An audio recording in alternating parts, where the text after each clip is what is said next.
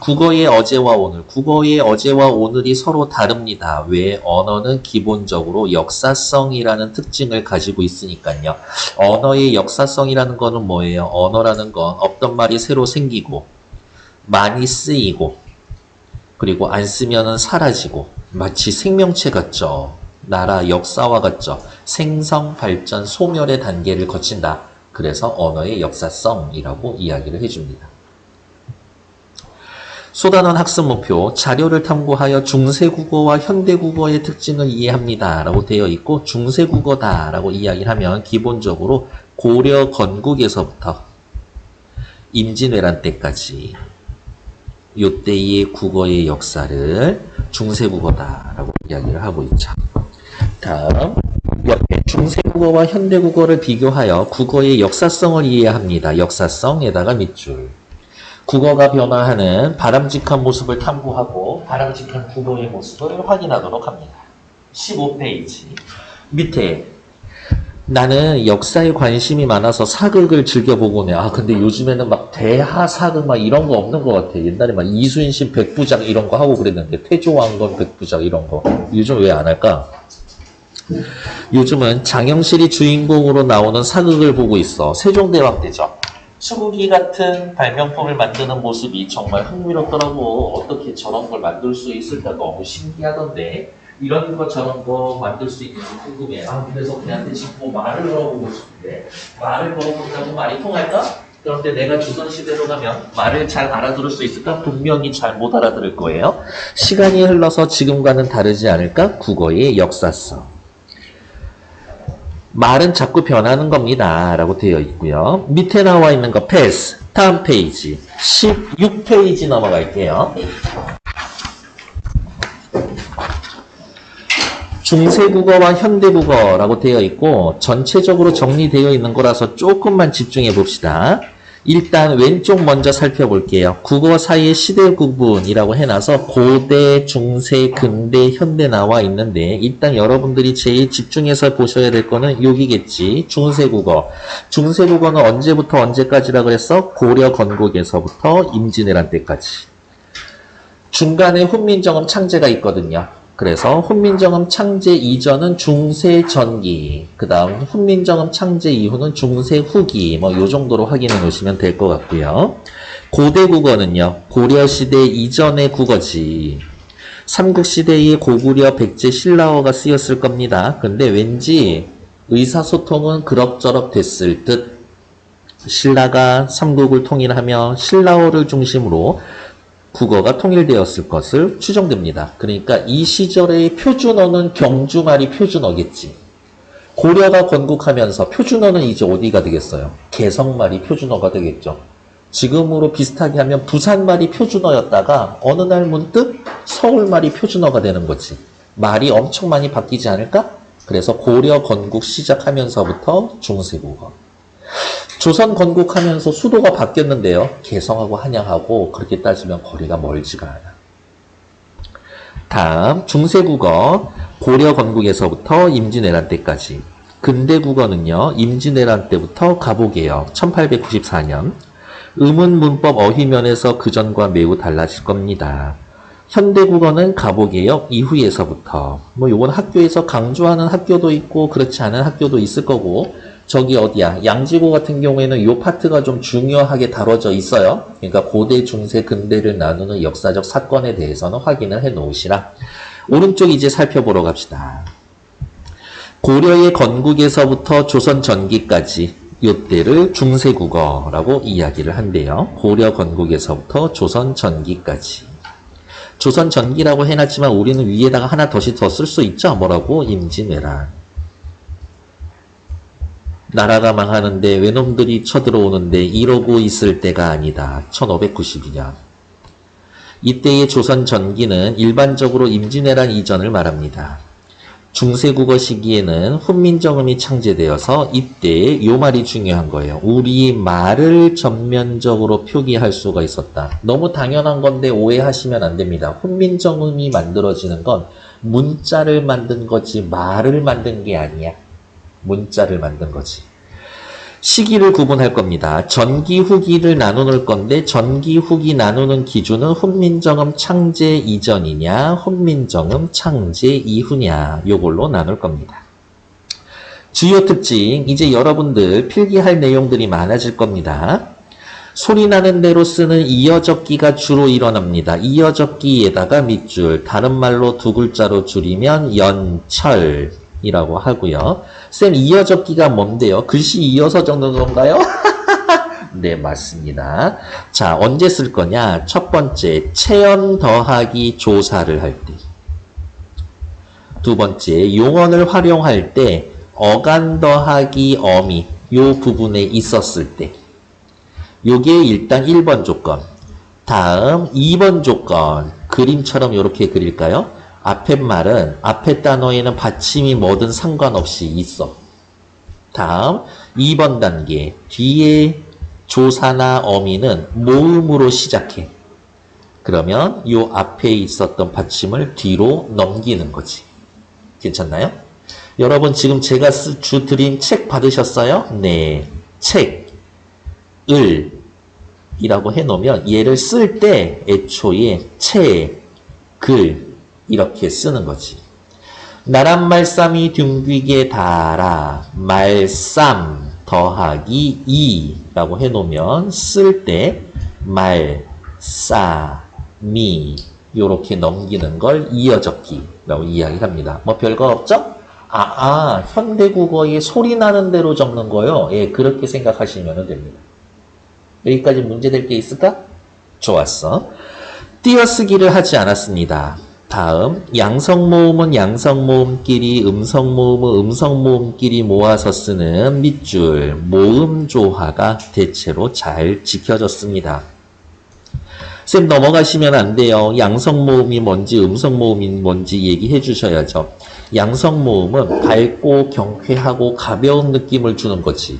음성모음은 어둡고 무겁고 둔탁한 느낌을 주는 모음인 거죠. 토끼 2마리가 뛰어갈 거야. 어떻게? 깡총깡총 뛰어가는 토끼. 껑충껑충 뛰어가는 토끼. 어떤 토끼가 좀 살찐 토끼 같아? 껑충껑충이 그렇지 않나? 그래서 양성모음, 밝고 경쾌하고 가벼운 느낌을 주는 점 찍혀있는 아래 아. 현대국어의 오. 얘네들을 양성모음이라고 하고 어둡고 무거운 느낌을 주는 모음 우 이러한 애들을 음성모음이라고 이야기합니다. 얘네도 역시 체언과 조사가 결합할 때 어간과 어미가 결합할 때 이러한 원칙이 있더라 라는 것들. 예를 들면 이런 거예요. 모음조화는 또 옆에다가 이렇게 써볼까? 예를 들어서 쌈 더하기 목적격 조사를 한번 넣어보자고. 이 시절의 목적격 조사는 두 개가 있었대.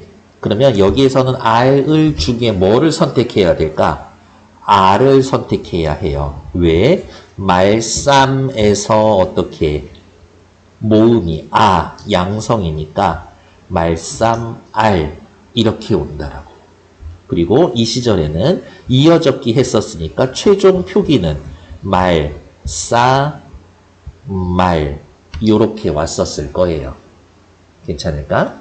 다음, 어두자음군. 단어의 첫머리에 오는 둘 이상의 그 이상의 자음이 연속해서 존재합니다. 아들, 너는 오늘 왜 또 그렇게 사고를 치고 다니니? 라고 이야기할 때 그때 또를 요렇게 썼거든요. 이렇게. 그리고 여기에 초성에 있는 시오티귿 얘를 어두자음군이라고 이야기를 합니다. 저는 제가 하고 싶은 대로 했을 따름입니다. 어머님. 따람입니다. 여기 초성에 쓰여있는 자음 여러 개 쓰여있는 걸 어두자음군. 어렵게 할 것도 없어. 이름 너무 잘 지은 것 같아.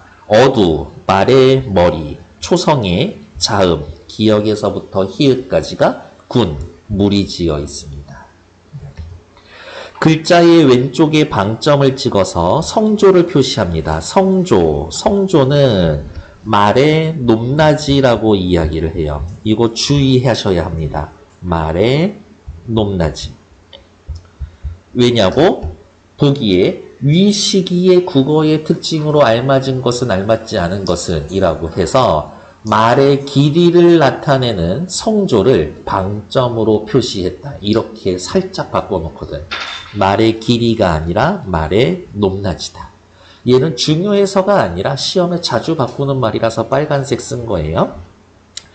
글자의 왼쪽에 방점을 찍어서 성조를 표시했습니다. 방점이라고 하는 건 이렇게인 거예요. 밑에다가 써놓을까요? 다른 말로 이야기하면 글자 왼쪽에 점을 찍어 놓거든. 그래서 왼쪽에 더해놓은 점입니다. 좌가점. 이 당시에 성조는 4가지였었거든. 사성점. 이렇게 이야기합니다.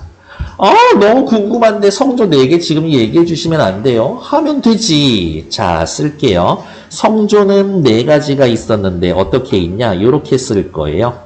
낮고 평평한 소리 평성. 낮았다가 높아지는 소리 상성.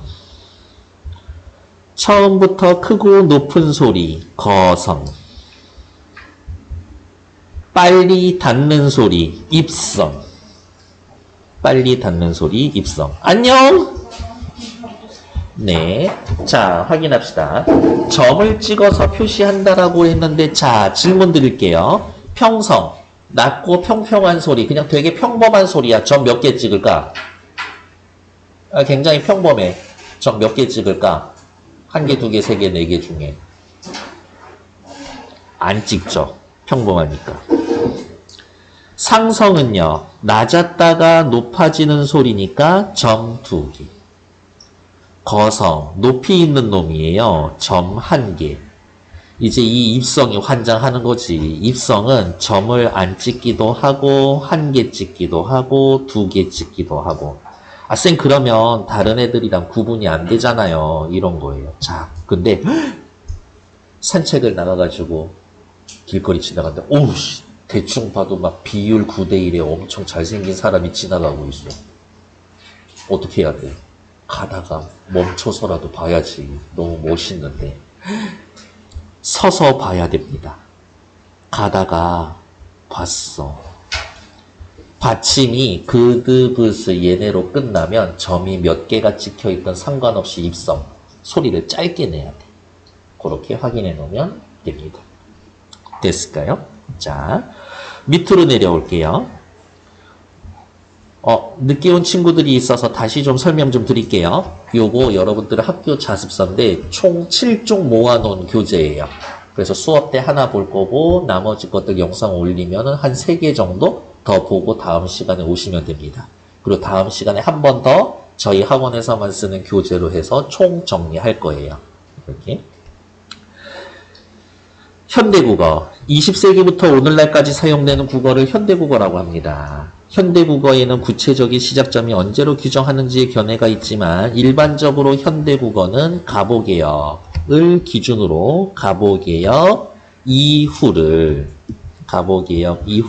현대국어라고 이야기해 줍니다.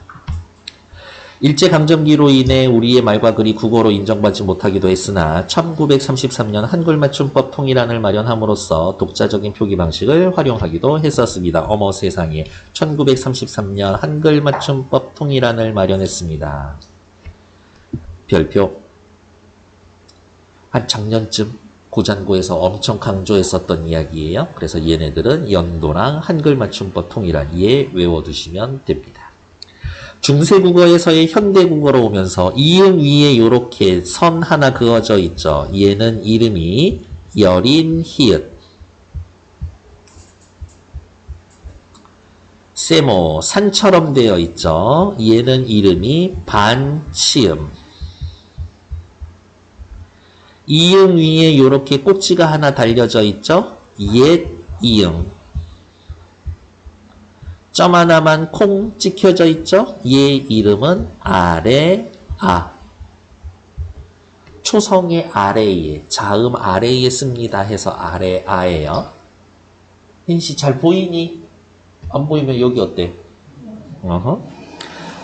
철저히 지키던 모음조화가 점차 약화되었습니다. 모음조화 뭐였었어요? 양성모음은 양성모음끼리, 음성모음은 음성모음끼리. 한 번만 더 씁시다. 양성모음에는 뭐 있었어? 아래 아, 오 있었지. 음성모음에는 뭐 있었어요? 우 요렇게 있었죠. 어두자음군이 존재하다가 사라졌습니다. 어두자음군 뭐였어요? 초성의 자음 2개 이상 있는 거 어두자음군. 방점을 찍어서 나타내던 성조가 사라졌습니다. 성조 말의 높낮이 방점 그 왼쪽에 점 찍어주는 거. 주격조사 이를 사용하다가 가도 사용했습니다. 어머 주격조사 이 요거는 중세국어의 특징을 잘 드러내는 부분이기 때문에 일단 별표.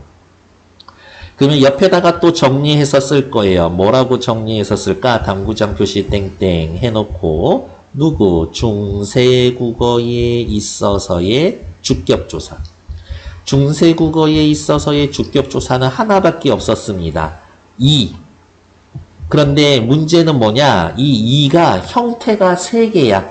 첫 번째 1번 어떠한 경우에 글자가 있는데 앞에 받침 종성이 있어. 그러면 이를 붙이고요. 두 번째 2번 앞에 글자가 받침이 없고 이로 끝나.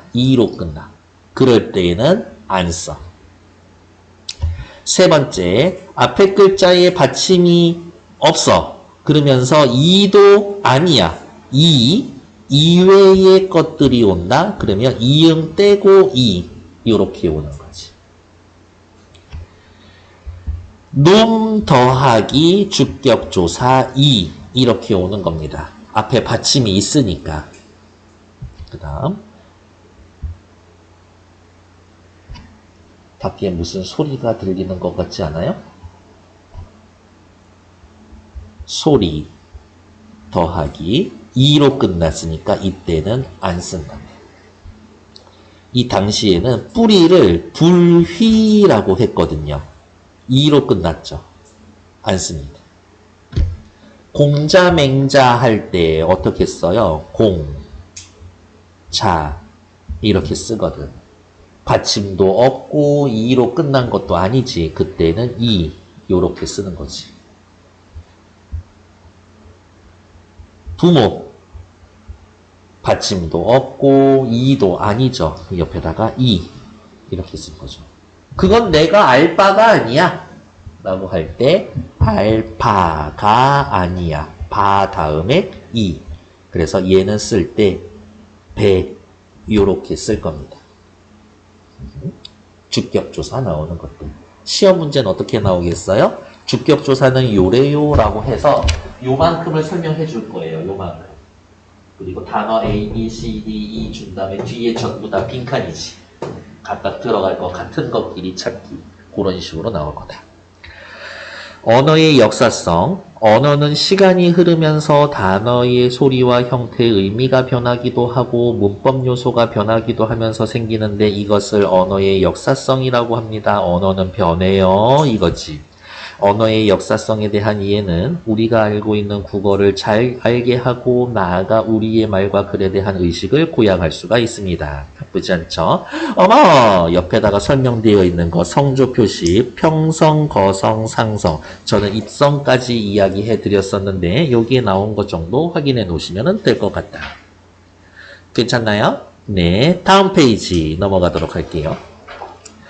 한글 창제와 언어 생활의 변화 1443, 1446 이렇게 생각해 놓으시면 됩니다.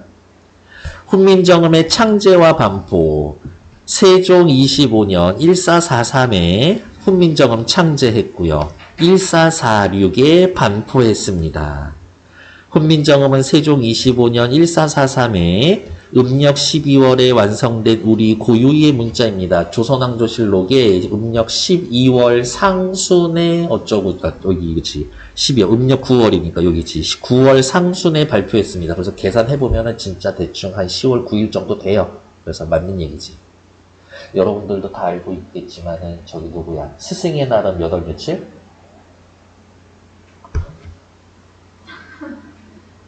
5월 18일 왜 하필이면 5월 18일이요? 세종대왕 생일이에요. 그래서 그렇습니다. 이상 없잖아요, 여러분들?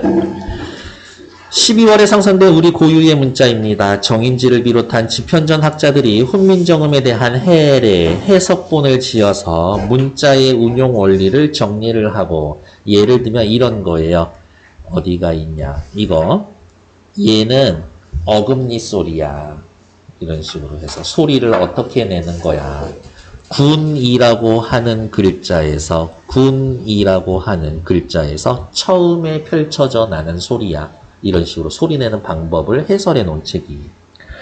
이를 시험적으로 사용한 후 세종 28년에 1446 음력 9월 상순에 발표했습니다. 교과서에 실려있는 훈민정음 해례본 예의의 서문을 한글로 풀어 쓴 겁니다. 훈민정음 언해본과 월인석부에 적혀져 있습니다. 라고 되어 있는데 우리나라 사람이니까 그냥 1443, 1446 정도는 좀 알고 있어줘야 되지 않을까? 라고 그냥 얘기는 해봅니다. 밑에 나와 있는 훈민정음의 창제가 가져온 언어 생활의 변화. 훈민정음이 창제되면서 어때요? 엄청 나라가 세상이 변하는 느낌이 있었을 거예요. 일단 첫 번째 몇 군데다가만 밑줄 그을게요. 어디에 있을까? 부녀자들 사이에 빠르게 보급이 되었습니다. 개인적으로 주고받는 편지, 일기, 소설 창작에 쓰였습니다. 조선 후기에는 한글 소설이 융성하는데 크게 기여를 했었습니다. 그러니까 문자 생활을 할 수 있는 사람들이 늘어났습니다. 그 정도.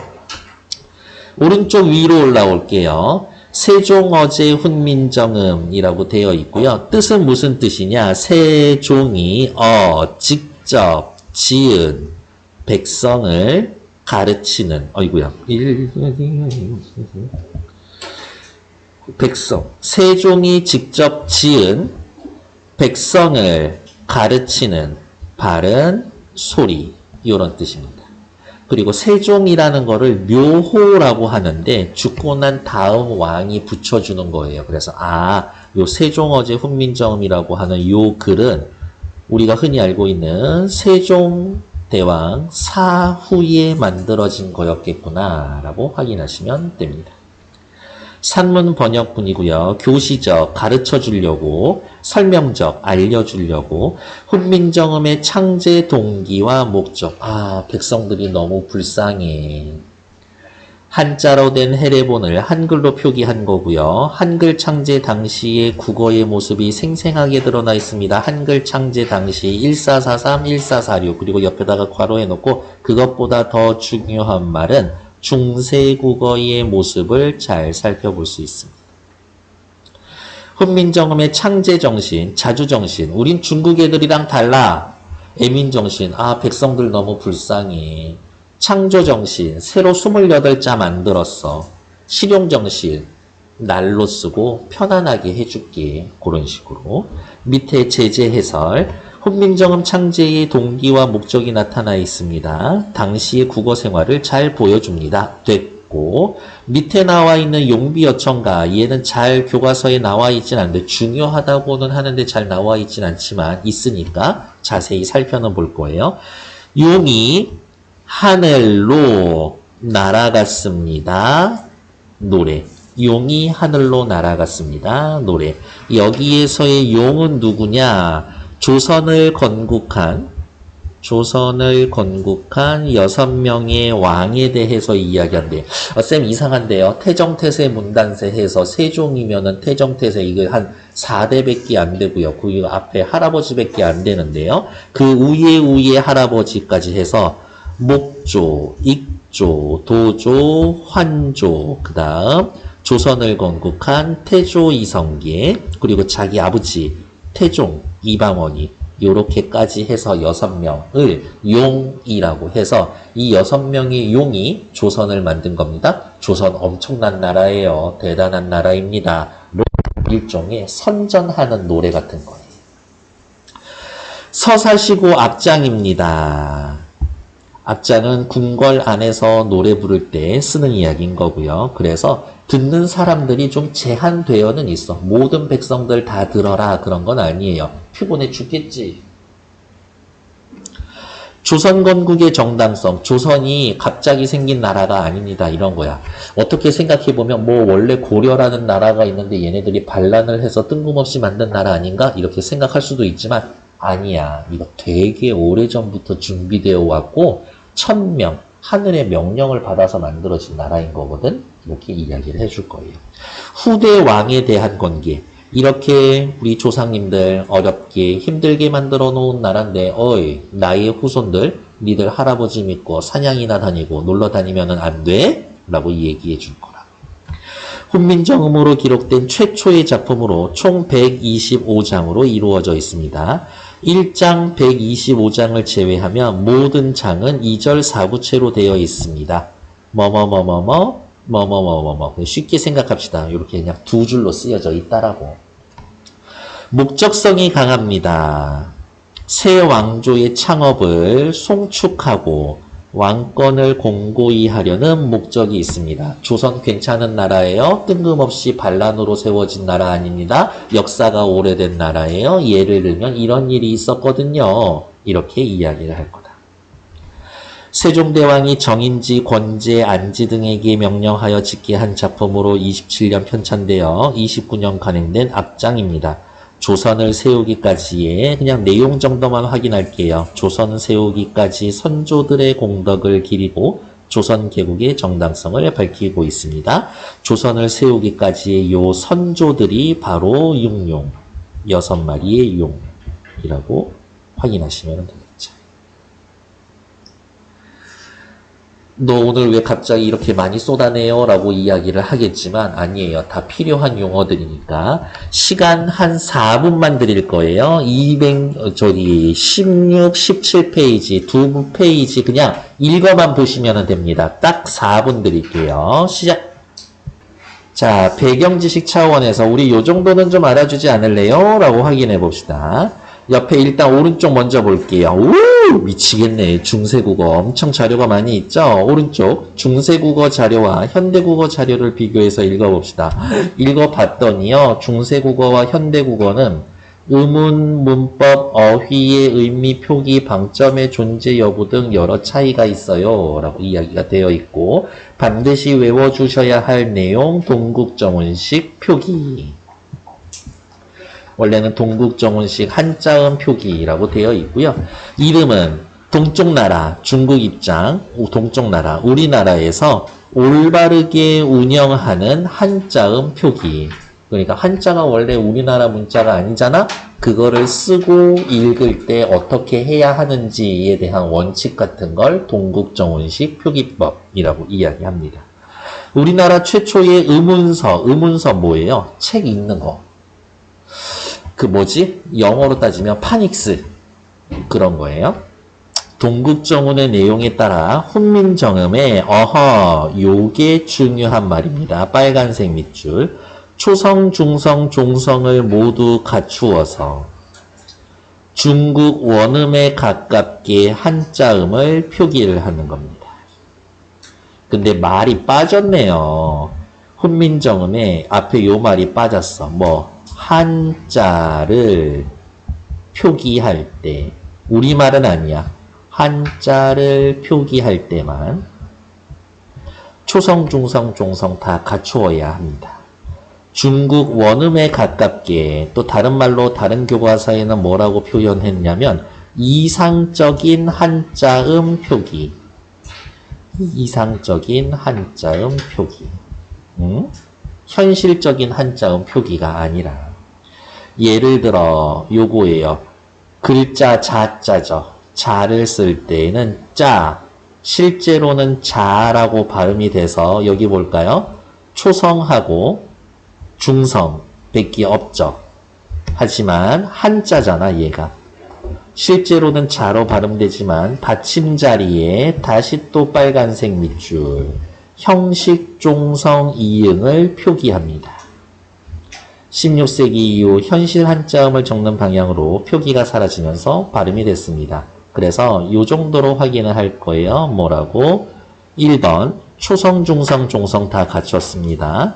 2번 중국의 원음에 가깝게 발음합니다. 3번 형식적인 종성 이응을 표시합니다. 쌤! 받침에 소리 나는 이응이 있는데요. 예를 들면 방, 종, 강 이런 거. 세종 할 때의 종 이런 애들. 실제 소리 나는 애들은 어떻게 해요? 4번. 소리가 나는 음가가 있는 받침, 종성의 이응은 어떻게 표현한다? 옛 이응으로 표기를 합니다. 옛 이응으로 표기를 합니다. 그런 식으로 나를 조종하려 들지 마! 라고 이야기를 하면 이렇게 쓸 수 있겠지. 조, 종. 지금은 이렇게 쓰죠. 하지만 중세국어 시절에는 소리 안 나는 이응 쓰고 뒤에 이응은 소리가 나니까 이렇게 썼을 거예요.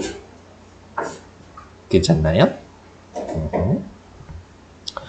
16세기 이후에는 금방 사라졌을 겁니다. 요게 동국정원식 한자음 표기. 오른쪽으로 잠깐 넘어갈게요. 내용에 나와 있는 것들, 문법 용어들을 알아야 얘네들을 할 수 있기 때문에 오늘은 조금 시간이 걸릴 수 있습니다. 네, 너무 걱정 말아요. 209페이지 설명하고 우리 한 10분 정도 쉴 거니까 조금만 참으면 돼. 자, 시작합시다. 에이, 여러분들 음은 뭔지 다 알고 있잖아요. 시험 범위였었으니까. 음은 뭐예요? 음은. 그렇지. 뜻을 구별하는 소리의 가장 작은 단위죠. 소리의 최소 단위. 분절음은 비분절음은 있지만 여기 요 단원에서는 자음이랑 무음 요것만 생각할 거예요. 자음이랑 무음 요것만 생각할 거예요. 시작합시다. 현대 국어에는 없는 자음과 모음이 존재했습니다. 자, 한 번 더 할게요. 이응 위에 이렇게 써놓은 거, 얘 이름 뭐였었어요? 여린, 히읗. 이응 위에 이렇게 꼭지 달린 거 뭐였었어요? 옛, 이응. 세모 산처럼 표시되어 있는 건 뭐예요? 시오처럼 생겼어. 반치음. 점 하나 콕 찍어놨다. 얘 이름 뭐예요? 아래아. 그리고 추가적으로 세종이 만든 글자는 자음, 모음 합쳐서 28개였었는데 28개에는 쓰여있지, 그 28개는 아니지만 있었던 애들. 요렇게 비읍 밑에 이응 쓰여져 있는 거. 얘 이름 순경음 비읍. 순경음 비읍. 이해도 있었습니다. 라는 것들. 어두자음군이 존재했습니다. 어두자음군 뭐였어요? 초성에 자음을 두세 개씩 섞어 쓴 거. 그래서 브드, 브스 얘네들을 어두자음군이라고 합니다. 그리고 옆에다가 이렇게 화살표 해놓을까요? 시간이 지나면서 얘네들은 무슨 소리로 바뀐다? 된 소리로 바뀐다. 모음조화가 현대국어보다 잘 지켜졌습니다. 모음조화 뭐였어요? 양성모음, 양성모음끼리, 음성모음, 음성모음끼리. 오케이. 한 번만 더 할게요. 양성모음 뭐 있었어요? 아래 아, 오. 음성모음에는 뭐 있었어요? 우. 언제요? 체언 더하기 조사할 때. 용언의 어간의 어미가 결합할 때 뒤에 붙을 수 있는 조사가 두 종류야. 그때 양성, 음성 골라서 썼다고. 뒤에 붙을 수 있는 어미가 두 가지야. 동사, 형용사 활용할 때. 그때 양성, 모음 구별해서 적었다고. 성조가 있어서 방점으로 성조를 표기했습니다. 성조 우리 아까 뭐라고 그랬어요? 말의 길이. 거짓말이죠. 말의 높낮이. 방점은요. 다른 말로 뭐라고 했어요? 글자 왼쪽에 점을 찍어줍니다. 좌가점.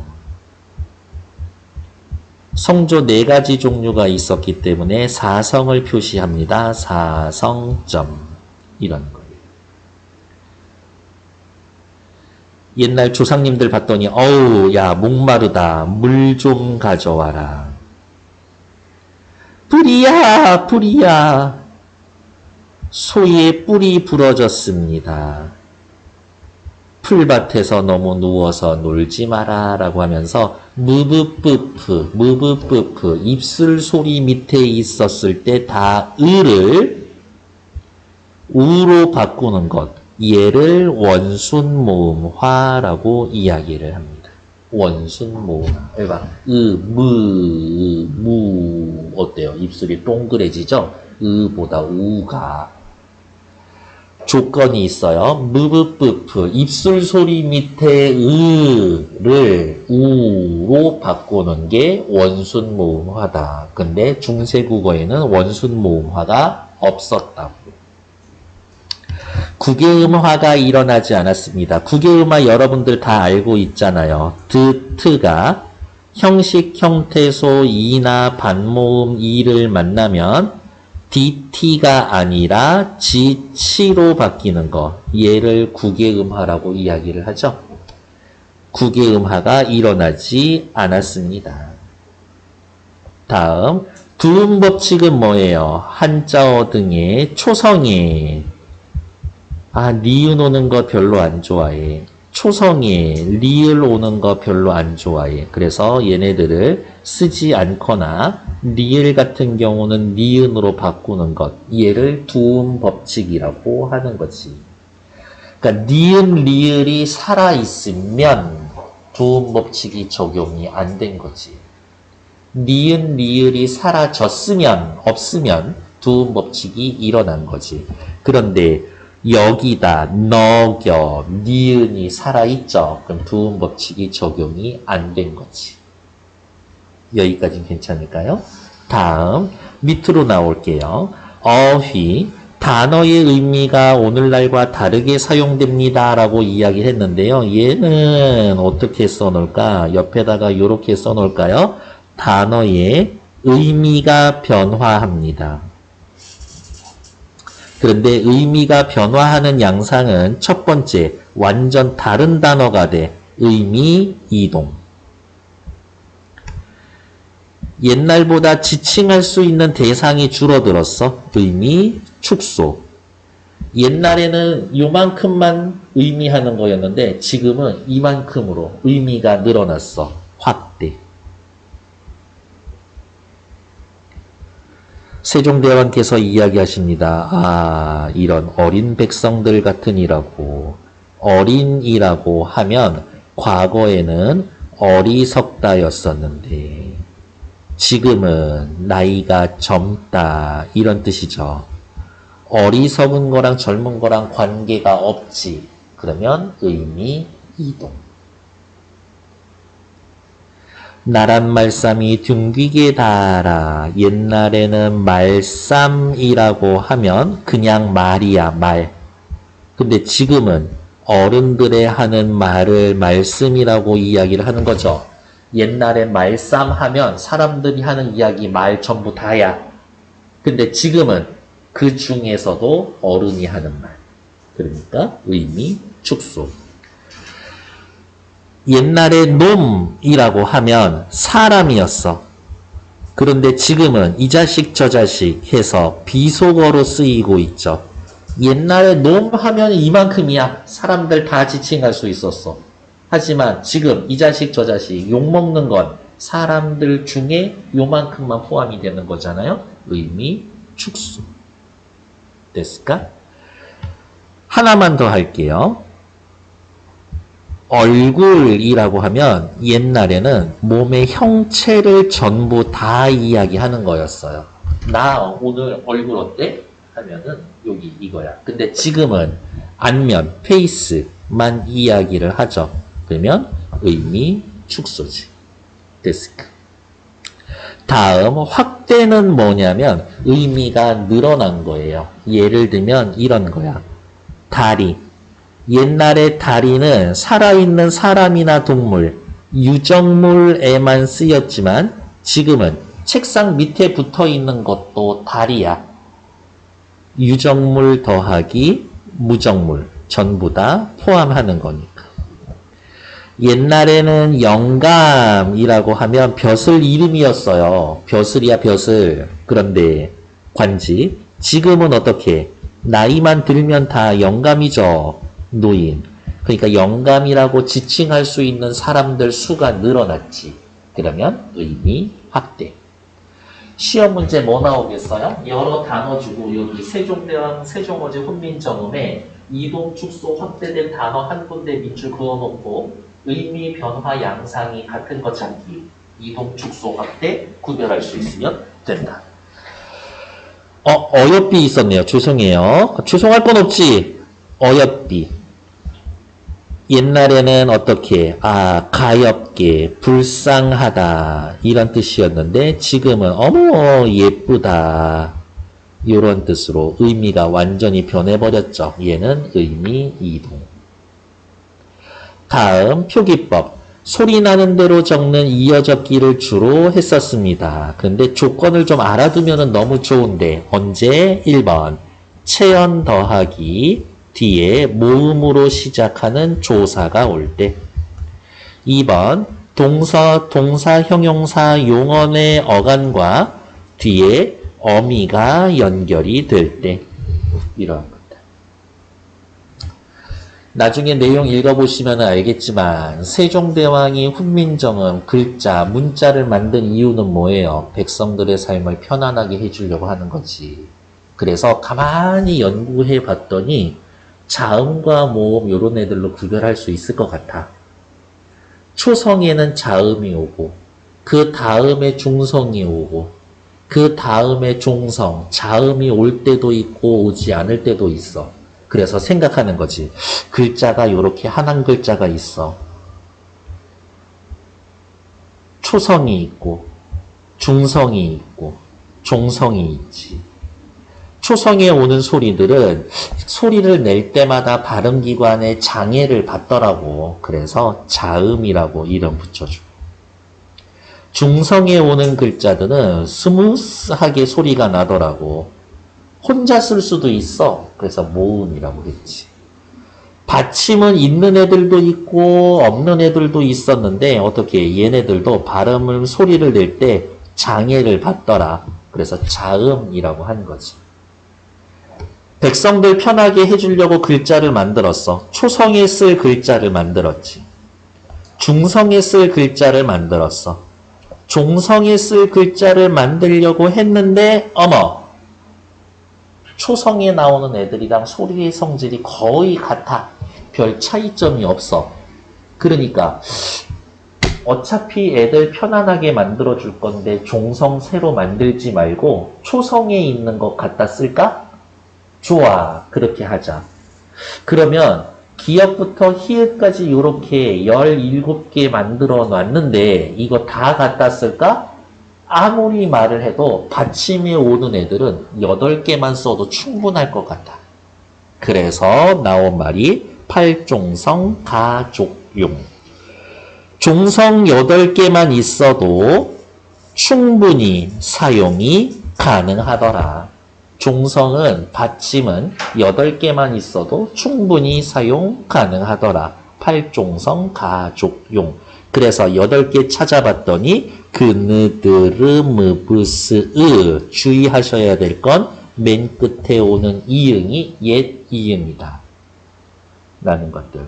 쌤, 그러면 지금의 끝소리 규칙하고 좀 비슷하네요. 비슷하지. 그러면 주의해야 될 점이 있죠. 뭐예요? 현대국어의 7종성법에는 시옷 없잖아. 근데 여기엔 시옷 있지. 그러면 이렇게 생각해야 돼. 조상님들이 이렇게 쓰고 또 이렇게 썼으면 얘네들을 소리를 냈었을 때 발음기호 안에 들어간다라고 하면 얘네 분명히 다른 소리로 발음했을 거예요. 종성에 오는 시옷이랑 디귿이랑 다르게 발음했었을 거예요. 요게 은근히 시험 포인트. 다음, 서로 다른 글자 자음을 가로로 나란히 쓰는 합용병서. 같은 자음을 가로로 날아 쓰리는 병서. 일단 끊고 두 자음을 위아래로 이어 쓰는 연서가 사용되었습니다. 라고 됐는데 저는 그냥 이렇게 설명을 드려요. 어떻게? 병서. 연서. 무슨 말이에요? 병서는 가로로 나란히 쓰는 거고, 연서는 세로로 나란히 쓰는 거라고. 근데 병서는 같은 거 나란히 쓰면 갑자병서. 다른 거 나란히 쓰면은 합쳐서, 다른 것끼리 사용해서 합쳐서 씁니다. 합용병서. 요렇게 이야기해 줄 거라고. 너 그렇게 자꾸 자면은 내가 너 모르게 묻어버릴 거예요. 너무 끔찍한 얘기였나? 그래서 다시 읽어봅시다. 서로 다른 자음을 가로로 병서 나란히 씁니다. 그런데 다른 거니까 합용병서. 같은 자음을 가로로 병서 나란히 씁니다. 같은 거니까 갑자병서. 연서는 어차피 서로 다른 거 세워서 쓰거든요. 그러니까 자 여기 볼게요. 스드 어두자음군이고 합용병서다. 얘는 어두자음군 아니에요. 갑자병서다. 수비 얘는 연서했습니다. 띄어쓰기 하지 않았대요. 다음 주격조사 가가 쓰일 자리에 주격조사 이가 쓰이고 있었습니다. 그래서 이 배는 바 더하기 이야. 내는 나 더하기 이야. 그래서 해석을 할 때 이루고자 하는 바가 있어도 내라고 쓰여져 있으면 나가, 내가 이렇게 해석을 할 거다. 하지만 우리는 이미 알고 있죠. 이 주격조사 2는 형태가 1번 요렇게 2번 안 쓰기도 하고 3번 이응 빼고 2만 쓰기도 하고 앞에 글에 받침이 있으면 1번 2로 끝나면 2번 2 이외의 모음으로 끝나면 3번 요렇게 됐었다. 다음 평서형 종결 어미는 주로 라로 사용되는 것이 일반적이었다. 나는 오늘 밥을 먹었느니라. 그러니까 해석을 할 때 그냥 현대국어에서는 뭐뭐뭐뭐 다 이렇게 해석하면 된다고. 명사형 어미 옴음이 사용되고 있었고요. 명사형 어미라는 거는 뭐예요? 에헴, 누구? 용언을 무엇으로? 명사로 바꿔줄 수 있는 신비의 단어 한 글자. 걔를 명사형 어미라고 하고요. 모음 조화의 원칙에 따라서 선택이 됩니다. 예를 들면 뭐 있어요? 쓰다, 씀, 가다, 감, 오다, 옴, 보다, 봄 이런 거잖아요. 자다, 잠. 쓰다예요, 쓰다. write가 아니라 use야, use. 자, 요 숨에는 어떻게 해서 만들어진 단어냐? 한번 써봅시다. 쓰다에서의 어간에 에헴. 내가 붙어서 널 명사로 바꿔주겠다.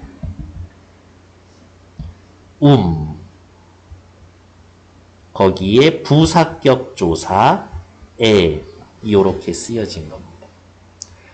요 음이 명사형 어미야. 내가 붙으면 니들 이제 명사가 되는 거야. 그거 옴, 두 개 있었다고. 근데 왜 옴을 안 쓰고 음을 썼을까? 라고 이야기를 하면 앞에 오는 쓰다의 의가 음성이니까. 양성 옴 대신에 쓰는 거지. 됐을까요? 그러면 한 단계만 더 갈까? 그러면 어떻게 써야 돼? 스, 에. 근데 모음이 연달아 와서 의가 탈락을 해서 숨에. 이어적기 하던 시절이니까 아이고야, 수메. 요렇게 오는 겁니다. 참고로 더 말씀을 드리면 요 애는요 정체가 부사격 조사야. 부사격 조사. 근데 이 시절의 부사격 조사는 요렇게 두 개 있었거든요. 근데 왜 앞에 거 안 쓰고 뒤에 거를 썼을까? 역시 앞에 에는 양성이고 뒤에 에는 음성입니다. 모음 조화 지켜주려고. 부사격 조사에는 오늘날과 달리 비교의 의미로 사용됩니다. 얘도 좀 끝까지 써주지. 듀빅에 뒤에 뭐라고 쓰여져 있으면 달아라고 쓰여져 있고요. 뜻은 중국과 달라서 이렇게 쓰여져 있습니다. 그러면 여기에 나와 있는 누구, 애는 무엇 과에 해당되는 말이고 우리말하고 중국말하고 뭐 하고 있어? 비교하고 있죠. 그래서 얘 이름이 뭐냐? 비교 부사격 조사. 대충 냄새가 나지 않니? 요 출판사에서의 중세국어 파트는 조사에 엄청 신경 쓰고 있구나 라고 확인하면 되죠. 훈민정음의 창제정신, 자주정신, 우리나라와 중국의 언어 생활 차이를 인식합니다. 나라의 말이 중국과 달라 이런 거죠. 얘네들 김치와 한복을 지네들 거라고 우길 수는 있어도 이 한글을 지네 거라고 우길 수는 없어. 그렇게 박아놨거든. 어차피 조선족 그냥 우리의 소수민족인데요. 그럴 수가 없어. 나라의 말이라고 했거든. 그러니까 너네랑 우리랑 완전 다른 나라야 라고 확 박아놓고 가는 거지. 존경스러워. 알고 하신 걸까? 애민정신, 백성들 사랑해요. 문자 생활을 하지 못하는 백성들을 안타깝게 여깁니다. 창조정신, 새로 28자를 만듭니다. 역시 참고로 말씀을 드리면 만들 때 자음 17개, 모음 11개 이렇게 만드셨다. 실용정신, 사람들이 쉽게 배우고 편안하게 쓰도록 했었습니다. 라는 것. 괜찮을까요? 물론 또 참고로 말씀을 드리면 이 모음 11개는 단모음 7개, 이중모음 4개 뭐 이렇게 되어 있기는 하나 아직까지 거기는 하지 않으셔도 되는 거고 아까 말씀드린 것처럼 우리 딱 10분만 쉬고 다시 시작할게요. 세종어제 훈민정음 이제 본격적으로 들어가요. 하지만 우리 209페이지에서 해놨었던 용어들을 다 쓸 거기 때문에 슬금슬금 넘어갈 수가 있어요. 시작해 봅시다. 세종어제 훈민정음 또 할까요? 세종이 직접 지으신 백성을 가르치는 바른 소리. 훈민정음이라는 건 문자 이름이기도 하고 책 이름이기도 합니다. 시작해보죠. 중세국어 자료. 우리는 그런데 이미 알고 있죠. 중세국어는 언제서부터 언제까지? 고려 건국에서부터 임진왜란 때까지. 쌤, 왜 임진왜란이 뭐 그렇게 특별한 일이 있나요? 이때 외래 문물과 언어가 엄청 오고 언어 자체가 많이 변했었거든. 그래서 언어사적으로는 중요한 일이다. 밑에 나와 있는 해석 먼저 확인하러 갈게요. 나란말싸미 우리의 말이 중국과 달라서 끊고 뭐라고? 자주정신 한자와 서로 통하지 아니하여서 우리 말이 한자와 통하지 아니하여서 당시의 언어 현실에 대해서 이야기해 놓고요. 말과 글이 일치하지 않던 시절이었습니다. 라고 체크. 서로 통하지 아니하여서 이런 까닭으로 어리석은 백성이 말하고자 하는 바가 있어도 마침내 제 뜻을 능히 펴지 못하는 사람이 많다. 당시의 언어 현실. 여기 이렇게 괄호해 놓고 얘는 빼놔도 해석하고 의미상 크게 지장이 없죠? 내가 이것을 위하여 가엾게 여겨서 백성들을 불쌍하게 여겼대. 애민정신. 새로 28자를 만들었으니 새로 만들었어. 창조정신. 사람들로 하여금 쉽게 익혀서 날마다 쓰는데 편안하게 하고자 할 따름이다. 쉽고 편안하게. 실용정신. 그리고 뭐라고 하셨냐면 조금 영민한 아이들은 반나절이면 배울 수 있다. 아무리 아둔한 자라도 보름이면은 자신의 이름을 쓰고 읽을 수 있다. 그렇게 이야기하셨거든요. 그 정도 확인해 놓으면 되겠고요. 밑에 잠깐 나온 거 먼저 볼게요. 훈민정음 창제와 서문에 담긴 의도, 세종의 방대한 언어학적 지식을 바탕으로 제작되었습니다. 곳곳에 백성들에 대한 각별한 마음이 드러나 있죠. 우리나라의 말이 중국과 다르다. 고유의 문자가 필요하다라는 자주정신. 문자를 몰라 자신의 생각을 표현하지 못하는 백성을 가엾게 여겼다. 애민정신. 사람보다 쉽게 익혀 편하게 쓰게 하겠다. 실용정신. 새로 28자를 만들었다. 창조정신까지 4개 확인해 놓읍시다. 이제 위로 올라갈게요. 원래 해드리고 싶은 말들은 엄청 많이 있지만 일단 이렇게 수업하는 거의 기준은 여기 자습서 나와 있는 거 기준이에요. 다시 말씀드리지만 다음 주에 오시면 빠짐없이 다 할 거야. 나란 말싸미, 나라의 말이 여기에서의 요 시옷은 현대국어에 있어서의 관형격 조사. 관형격 조사. 의에 해당되는 말입니다. 나라의 말싸미, 말이라고 되어 있고요. 말씀이가 아니라 말이라고요? 네, 그렇습니다. 그러니까 또 위에다가 또 뭐라고 써놓으면 되냐? 의미 축소되었습니다. 어머, 이 시절에 쌤 된소리 있었나요? 정답, 된소리 있었습니다. 말쌈이라고 해서 주격조사입니다.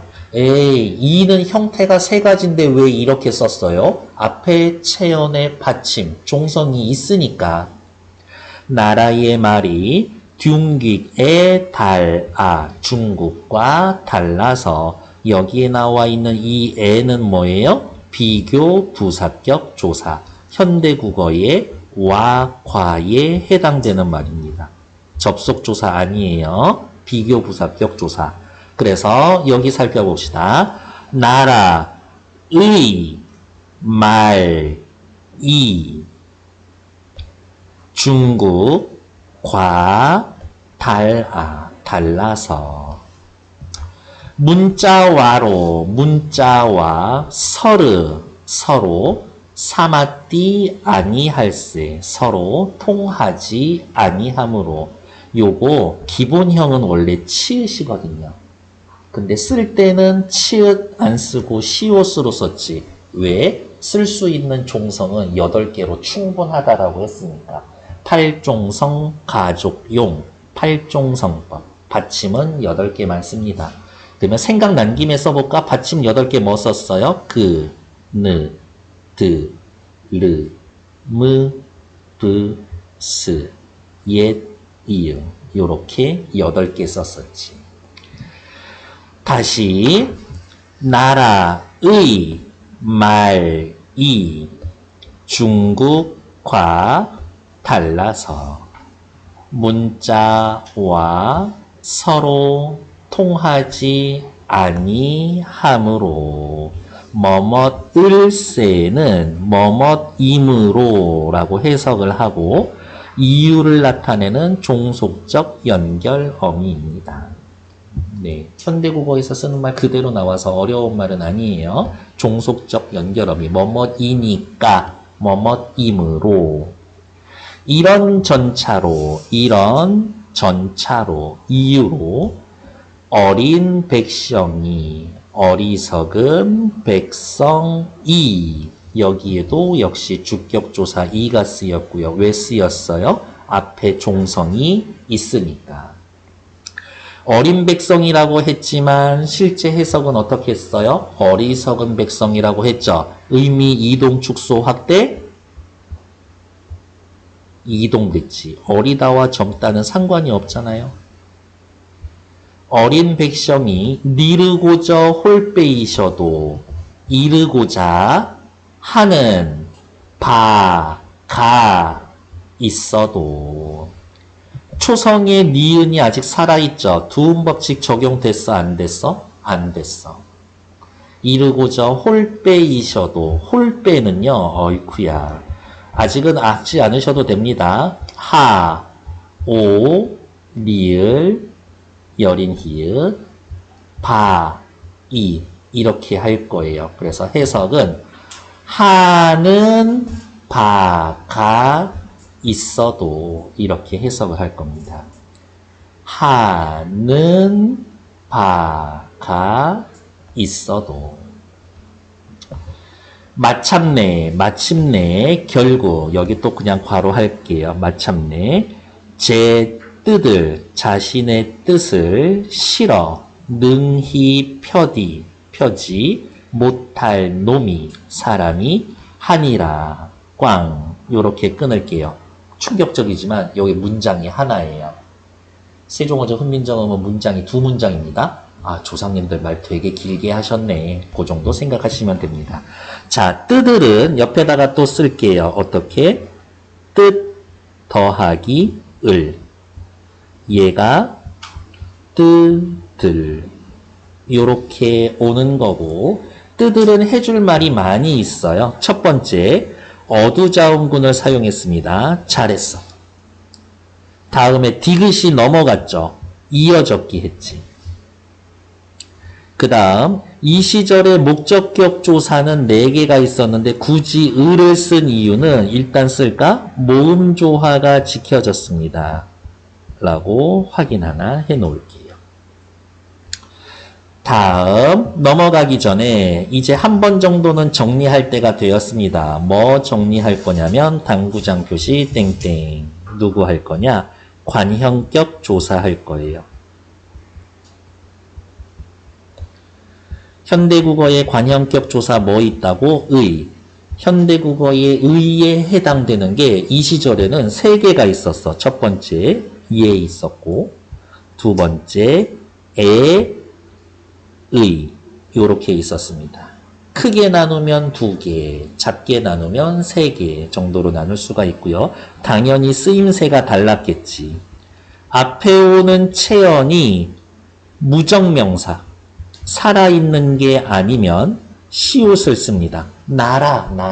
나라, 컨트리, 네이션.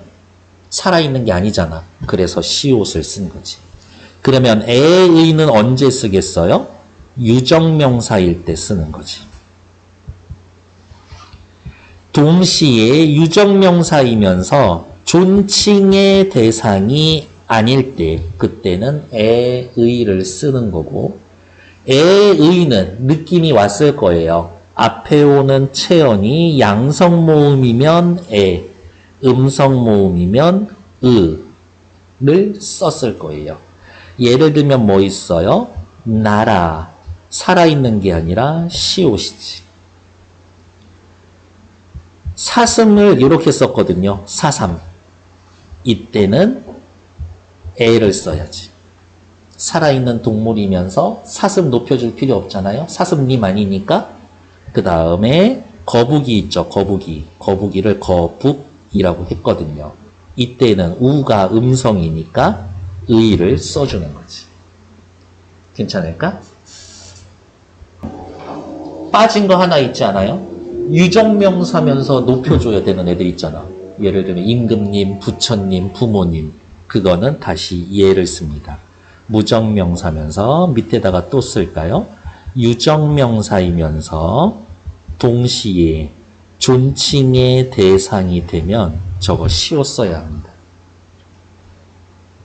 살아있으면서 존칭에 있는 거 부모님, 부처님 이런 거지. 그러니까 어떻게? 부모의 이렇게 되겠지. 부처의 이렇게 되겠죠. 이렇게 관형격 조사 의에 대해서 확인해 놓으시면 된다. 쌤 2개라고 했잖아요. 그래요. 목적격 조사할 거예요.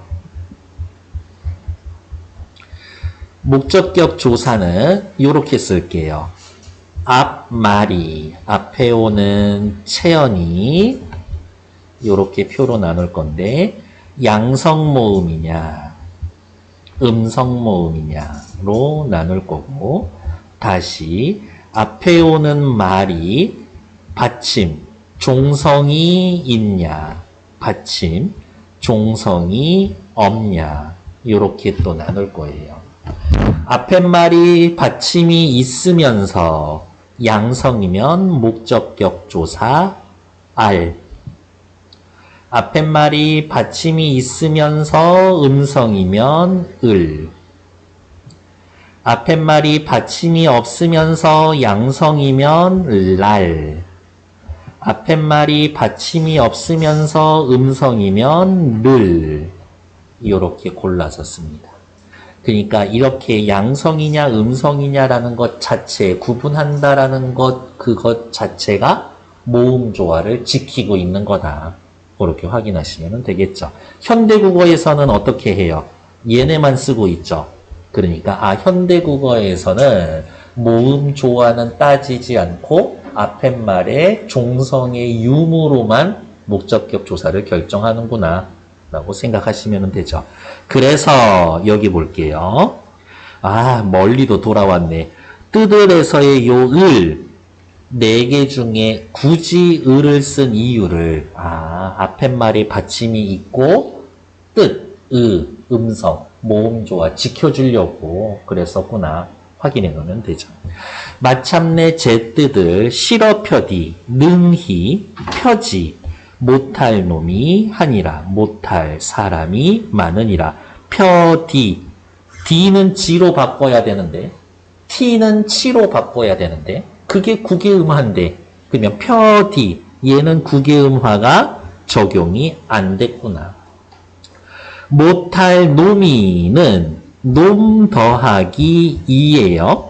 주격조사 2 쓰여져 있고, 임금님이라고 백성들한테 이놈 저놈 한 거야? 아니야. 이 시절엔 사람이었잖아요. 그런데 지금은 이 자식 저 자식이니까 의미 축소된 단어. 못할 놈이, 못할 사람이 하니라, 많으니라, 많다.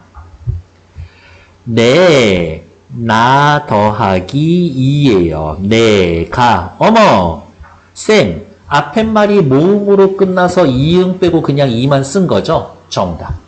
내가 일할 위하여, 이것을 위하여 어여삐 너겨, 가엾게 여겨. 이 시절에는 가엾어 불쌍한데 지금은 완전히 너무 예쁘다 이거잖아요. 얘는 의미 이동 축소 확대. 그렇지. 의미 이동. 어여삐 너겨. 큰일 났네. 앞에 니은 안 날리고 살려놨죠? 두음 법칙 적용 안 됐음. 어여삐 너겨. 새로 28자랄 맹가노니. 새로 28자를 만들었으니. 스물에서의 물. 무부뿌푸는 무부뿌푸로 바꾸는 거라고 그랬는데 그걸 원순모음화라고 했죠? 그러면 물 밑에다가 우리 뭐라고 쓰면 돼요? 원순모음화. 안 됐다고. X.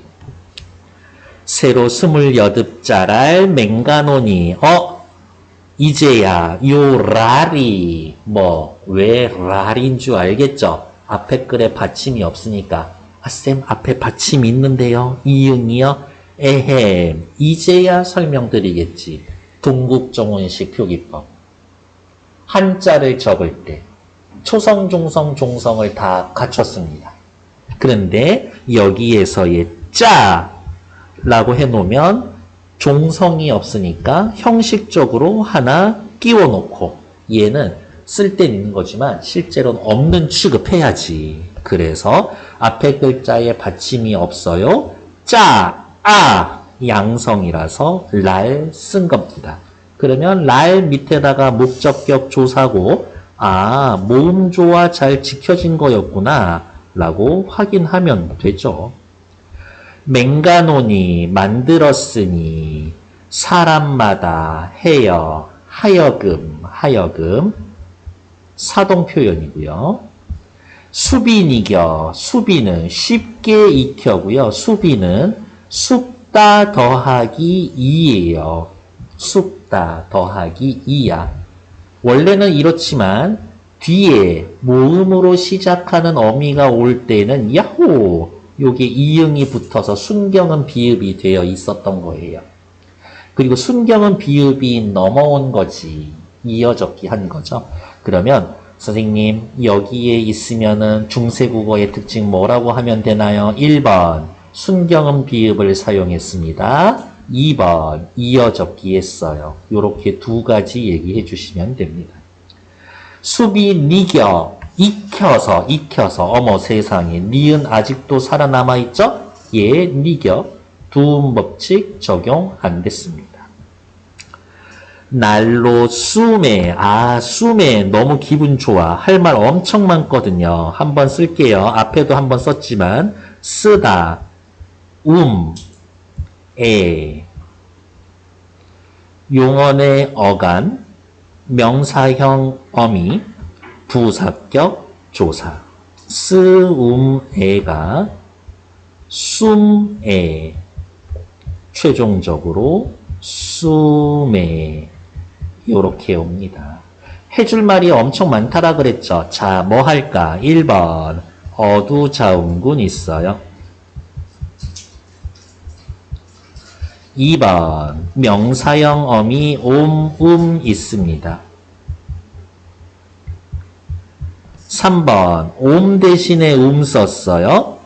모음 좋아 지켜지고 있죠. 미음 받침 뒤로 넘어갔는데요. 이어적기 했네요. 모음 조화는요. 두 군데 있어요. 옴 대신에 쓴 거, 에 대신에 에 쓴 거. 이렇게. 그러니까 시험 문제는 뭐 나오니? 여기 밑줄 그어놓고 알 수 있는 게 아닌 것은 1번, 2번, 3번, 4번, 다른 거 5번. 아니면 이렇게도 나온다고. 여기에 밑줄 그어놓고 여기에 나타나 있는 특징이 드러난 게 아닌 단어. 1, 2, 3, 4, 5인데 어떤 1번은 어두자운군 있는 다른 단어. 2번은 명사형 어미 쓰여져 있는 다른 단어. 3번, 4번 모음조와 이어적기 되어 있는 다른 단어. 예를 들어서 뭐 5번은 좀 다른 것들. 그렇게 해서 나올 수가 있다. 찾으시면 된다. 그래서 최종 목표는 사실 그거야. 하얀색 갖다 놔놓고 여기에다가 밑줄 그어놓으면 이 단어를 통해 알 수 있는 중세국어의 특징 뭐예요? 얘기할 수 있으면 돼요.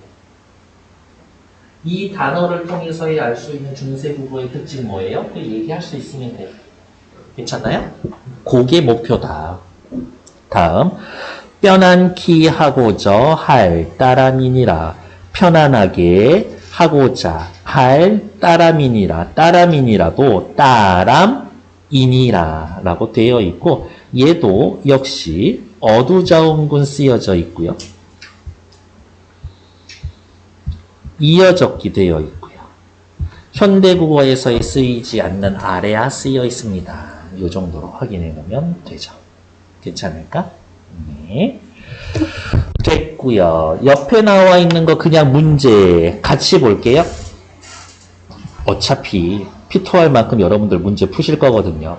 세종어제 훈민정음에서의 알 수 있는 중세국어의 특징으로 알맞은 것은 띄어쓰기 안 했다 그랬죠. 종성표기의 7개, 큰일 날 소리 8개지.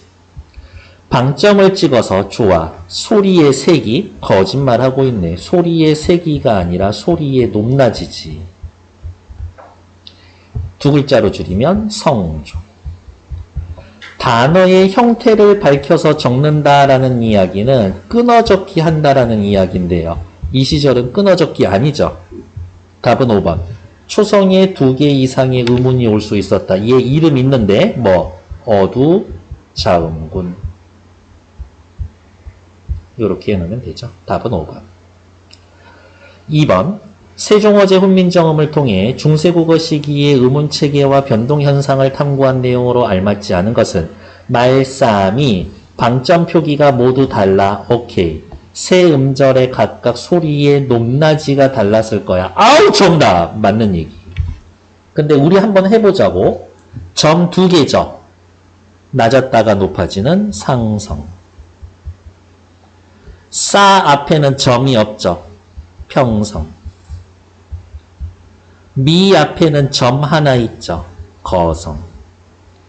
그래서 어떻게 해요? 나랏 말싸미 요 정도 하셨겠지. 이렇게 근데 뭐 어떻게 난 들어본 적이 없는데. 그 이런 거 들어봤으면 옛날에 별그대 도민준 씨인데. 너 별그대 알아요? 그것도 한 10년 되지 않았나? 그 정도는 아닌가? 거의 그 정도 된 것 같은데요. 니르고저 앞에 니은이 있구나. 현대국어와 달리 단어의 첫머리에 니은을 발음했군. 에이, 우리 폼나게 쓰자. 뭐라고? 중세국어는 두음 법칙이 적용이 되지 않았어요. 뜨들, 수매를 보니 단어의 첫머리에 여러 개의 자음이 올 수가 있었군. 어두 자음군 있었군. 맞는 얘기죠. 표디, 오늘날 표지로 발음하니까 이 모음 앞에서 D로 변하는 구개음화가 당시에 일어나지 않았어. 아우 좋아. 윙하야, 위하야, 요 소리 안 나는 이응 썼죠. 이런 거 뭐라고 그래요? 동국정원식 표기법, 동국정원식 한자음 표기법. 중국어 원음에 가깝게 하려고 오케이, 윙이라고 읽은 거구나. 큰일 날 소리. 위라고 읽었을 거예요. 한자어의 받침에 오는 그냥 이응은 형식 종성이니까. 무슨 말이에요, 쌤? 그거 소리 안 나는 이응이라고. 됐을까요? 세종어제 훈민정음을 이해한 내용으로 알맞지 않은 것은 우리나라의 말이 중국과 달라서 한자와 서로 통하지 않는다. 한자는 우리말을 표기에 적절하지 않다. 맞죠? 어리석은 백성, 평범한 백성들에 대한 세종의 우러시, 무식한 새끼들. 아니죠. 2번 틀리지. 백성이 말하고자 하는 바가 있어도 뜻을 펴지 못했다. 평범한 백성들은 한자를 잘 사용하지 못했다. 백성을 가엽게 여겼다. 애민정신. 쉽게 익혀서 편의성을 고려했다. 실용정신이 듬뿍듬뿍 담겨있다. 괜찮죠? 틀린 건 2번. 다음 페이지. 용비어천가도 다짜고짜 보면 안 되죠? 다음 페이지에 나와 있는 어디냐? 왜 갑자기 기분 좋아졌지? 배고픈데요? 21페이지 먼저 볼게요. 용비어천가의 창작 동기라고 되어 있고요. 용비어천가 해석 뭐라 그랬어요? 용이 하늘로 날아올랐습니다. 노래. 여기에 나와 있는 이 용은 누구예요? 육룡이에요. 6마리 육룡. 묵조, 익조, 도조, 환조, 태조, 태종. 세종 입장에서의 위에 6대 할아버지까지 이야기하는 것들. 새 왕조, 조선의 정당성 부각. 조선 왕조의 창업이 하늘의 뜻이었다. 역사적 순리다. 이것 원래 생길 나라였었어. 사대부들의 충성심을 자극하고 여기에 사대부는 누구겠어요? 아직까지 고려에 충성하려는 사대부들. 민심의 이반을 막고자 했다. 민심이 떠나가는 걸 막고자 했다.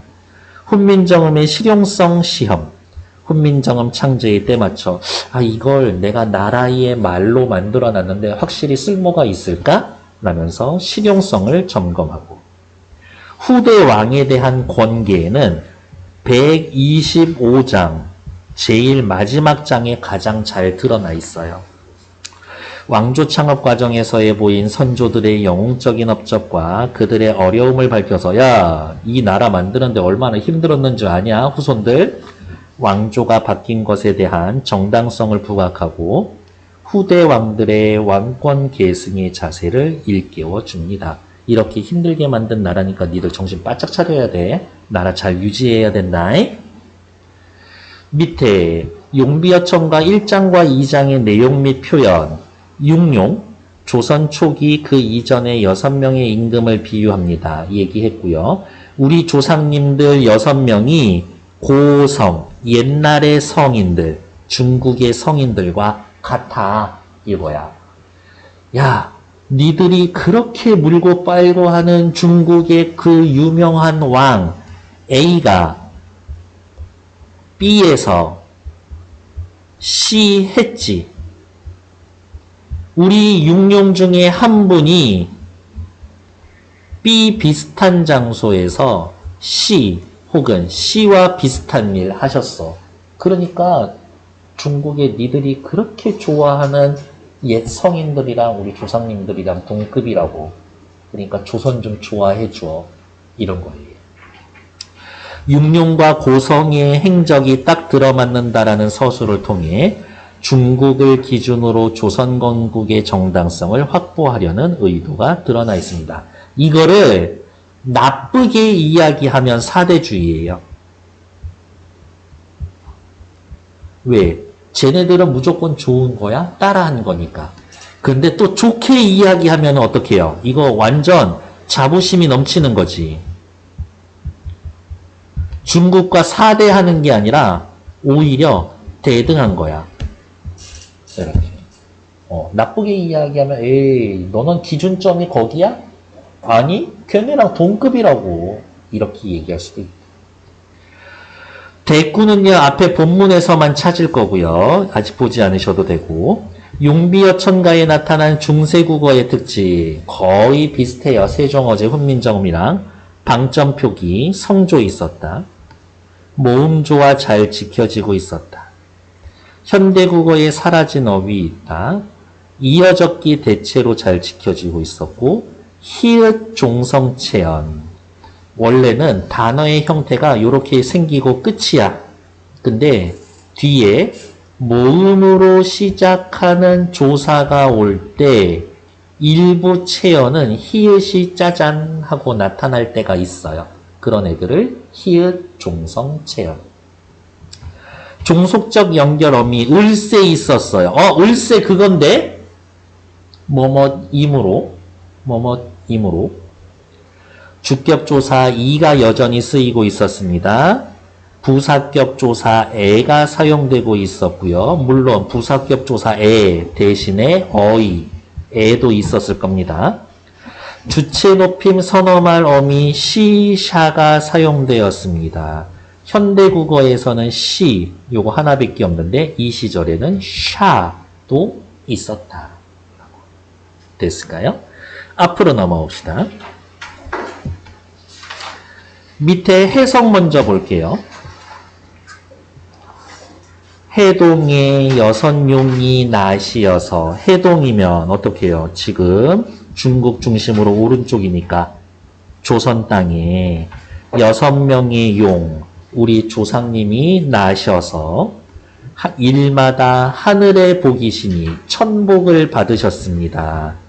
조선의 건국, 개국이라는 것이 하늘이 도와준 겁니다. 1000명을 받고 나타난 겁니다. 그만큼 조선의 건국, 개국이라는 건 정당성을 가지고 있는 거지. 옛날의 성이 위에는 고성이라고 되어 있죠. 서로 꼭 들어맞습니다. 세종의 6조상이 모두 하늘의 명을 따랐던 중국의 제왕과 비슷하다. 6조상, 중국의 제왕, 얘네들이라고 하면 안 되지. 또 안 될 건 또 뭐야? 동급이다. 6선조도 이와 같이 하늘의 명을 받은 것임을 주장한다. 조선 건국은 정당한 거다.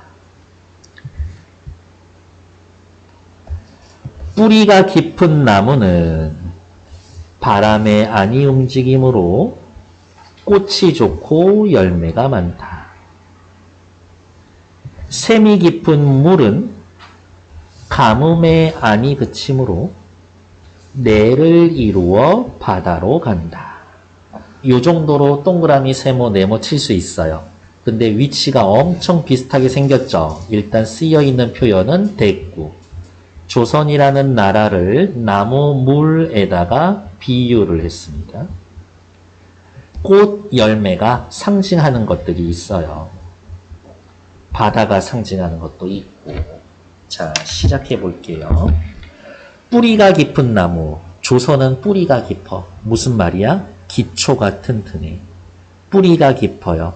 기초가 튼튼한 조선이라는 나라는 바람이라고 하는 시련, 내, 우, 외, 환 에 아니 움직임으로 흔들리지 않으므로 꽃이 좋고 열매가 많습니다. 꽃과 열매는 조선이 만들어낼 문화 정도 될 거예요. 엄청 아름다운 문화를 많이 만들어낼 겁니다. 샘이 깊은 물, 조선은 샘이 깊어? 수원이 깊어? 오래됐어. 유서 깊은 나라 조선은 가뭄, 내우외환에 아니 그침으로 멈추지 않을 겁니다. 그 작은 물이 내를 이루어 바다로 갈 겁니다. 쉽게 이야기하면 조선 포에버지. 조선 포에버. 조선의 영원을 기원합니다. 위로 올라가셔서 주격조사 나와 있는 거 옆에 아까 설명 다 드렸었던 거고요. 밑에 거 잠깐 볼게요. 조사안은이라고 해놨는데 여기에서의 조사은은 현대국어로 따지면 보조사예요. 보조사. 격조사 대신 쓰는 거. 내가 밥을 먹었어. 내가 밥은 먹었어. 할 때의 그 은이에요. 다른 것과 다른 대조, 한정의 의미가 있습니다. 대조, 한정하는 의미가 있습니다. 아 양성이죠. 음성이에요. 이거 모음조화에 따라서 선택하면 되는 거였구나. 그렇게 생각해 놓으시면 됩니다. 왼쪽으로 오시죠. 용비여천가 또 하죠. 용이 하늘로 날아갔습니다. 노래. 용이 날아올라 하늘을 다스린다를 노래합니다. 시작하시죠. 해동육룡이 나라샤. 나라샤는 날아샤인데요. 주의해야 될 거는 요거죠. 샤. 시샤. 무슨 어미였었어? 주체 높임 선어말 어미. 그러면 나라샤. 나셔서 누가 날았어? 육룡이 난 거지. 그러면 주체 높임 선어말 어미. 나라샤. 귀찮아도 써봅시다. 주체 육룡을 높임.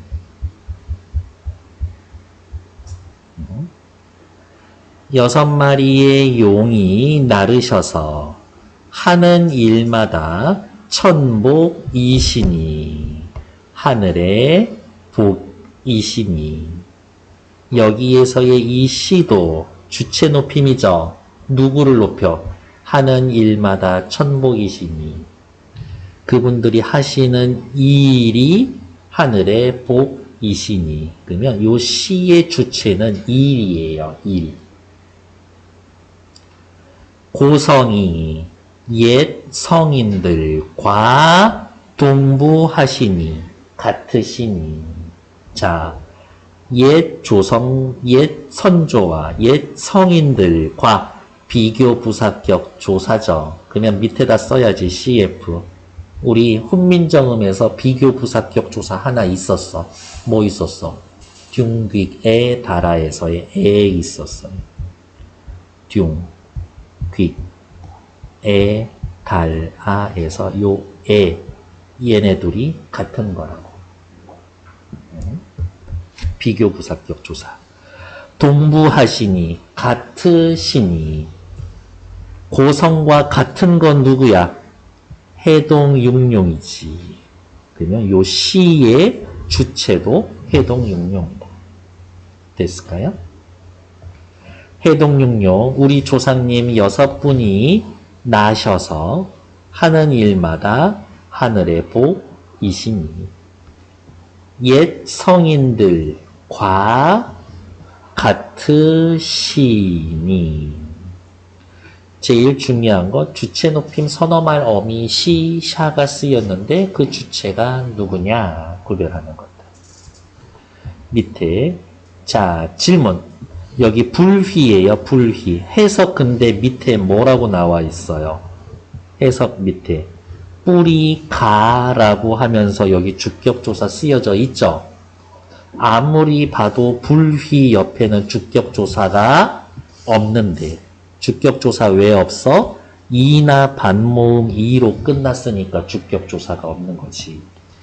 뿌리가 깊은 얘는 깊은이지 피읍 넘어갔네. 이어적기 되어 있죠. 남간, 나무는 이에요. 원래는 나무라고 쓰여야 되는데 우리 아까 했었잖아. 뒤에 모음으로 시작하는 조사 어미가 오면 히읗 뿅 생기는 애 있다고.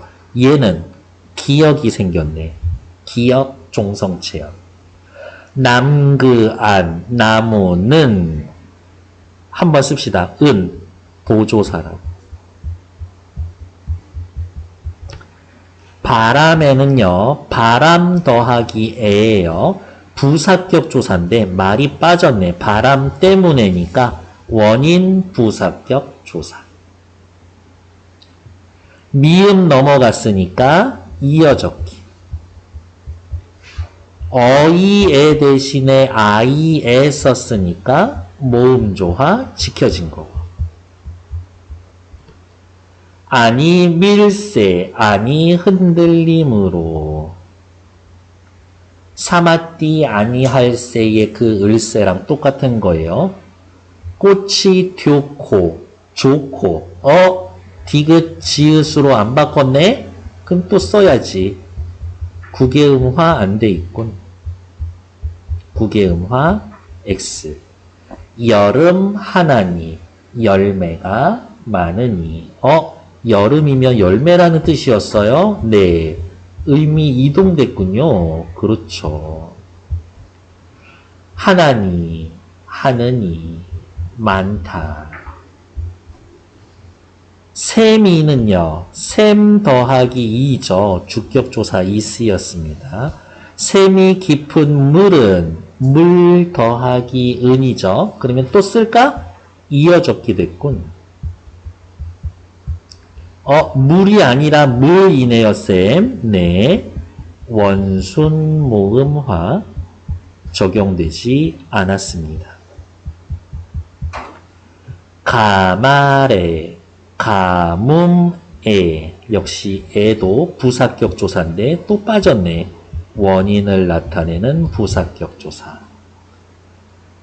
아니 그칠세, 아니 멈춤으로 뭐뭇을세, 종속적 연결어미. 내희, 얘는 별표. 내흐 더하기 2예요. 주격조사 2 붙은 거. 발알에 가나니, 발알에 부사격 조사인데 바다로 장소잖아요. 장소. 그래서 처소 부사격 조사. 우리 원인 부사격 조사 있죠? 방금 한 처소 부사격 있지? 비교 부사격 조사 있죠? 그러니까 진짜 엿먹이려면 걔네들 해놓고 공통점과 차이점 쓰세요 나올 수 있다고. 전부 다 부사격 조사입니다. 하지만 기억은 비교 부사격 조사. 니은은 처소 부사격 조사. 디귿은 원인 부사격 조사. 이렇게 물어볼 수 있다고. 아주 잘했어. 밑에 거. 중세국어의 특징은 뭔가요? 얘네들 이제 체크합시다. 요건 좀 빠르게 체크해야지. 모음조화 잘 지켜졌습니다. 현대국어에 쓰이지 않는 옛, 이응, 여린, 히읗, 반치음, 아래아 등이 존재했습니다. 그냥 참고로 말씀을 드리면 10원 들고 산에 가서 사과를 사 먹었더니 씨만 남았습니다. 이 순서대로 없어져 있을 거예요. 10원 들고 산에 가서 사과 먹고 씨만 남았어요.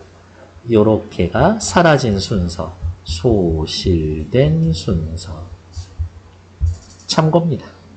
다음, 글자 옆에 왼쪽에 점을 찍어 성조를 표시했다. 방점 있었다. 어두자음군 있었다. 팔종성법 받침 8개만 썼다. 주격조사 2 있었다. 삽잡 합과 같은 객체 높임법이 표현이 되어 있다. 이어적기가 일반적이었다가 이후에 끊어적기 나타납니다. 이런 것들. 자, 그리고 빼먹을 뻔했네. 한 군데다 딱 체크합시다. 자, 곧 여기에 체크가 되어 있다면 여러분들 무슨 얘기 해줄 거예요? 아무 말이나 해도 괜찮아. 곧 저기에 체크가 되어 있다면 뭐라고 얘기해 줄 거예요?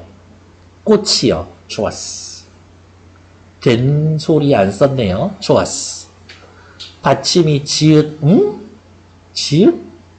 아까 받침 8개 중에 지읒 없었는데? 그쵸?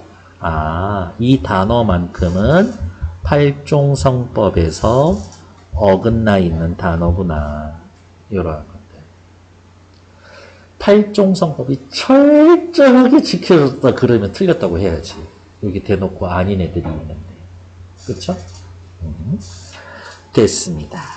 옆에 거 4, 5, 6번 세 문제 풀고 우리 한 5분만 쉬었다가 할 거예요. 용비어천가의 창작 목적 맞는 거 찾는 거죠. 바로 답 갑시다. 몇 번? 5번. 훈민정음을 사용해보고 쓸까? 실용성 점검. 조선 왕조의 정당성을 알리기 위해서. 용비어천가에 사용된 시어의 의미를 찾아봅시다. 태종, 아버지, 태조, 할아버지, 그 위에 조상 4명을 가리켜서 용, 육룡에 비유했다. 맞죠? 고성, 옛날 성인. 이, 비교부사격 조사. 동부하시니. 주체 높임, 선어말어미. 중국을 기준으로 삼아 조선 건국의 정당성을 확보했다. 괜찮죠? 불휘, 가, 깊은 나무. 샘이, 깊은 물. 나무와 물은 기반이 튼튼한 국가 조선. 육룡이라는 영웅을 역사의 기반으로 삼고 있습니다. 괜찮네. 바람과 가뭄은 시련이라고 했고요. 저는 내우외환이라고 했죠. 도와주는 존재 아니지. 시련 고난. 내우외환. 열매. 바다는 바람과 가뭄을 극복한 나무와 물이 만들어낸 결실입니다. 아주 좋네요. 6번. 용비어천가에서야 알 수 있는 중세국어의 특징. 방점표기 성조에 있었어요. 깊은 이어적기 했습니다. 발알에 어이 대신에 아이 썼죠? 모음조화 잘 지켜지고 있었다. 뭐뭇을세 이유, 원인을 나타내는 종속적 연결음이 을세. 천복이신이 시는 객체 높임이 아니라 주체 높임 선어말음이죠. 5번 틀렸네요. 됐을까? 오케이. 다음 페이지. 조금만 쉬었다가 할게요.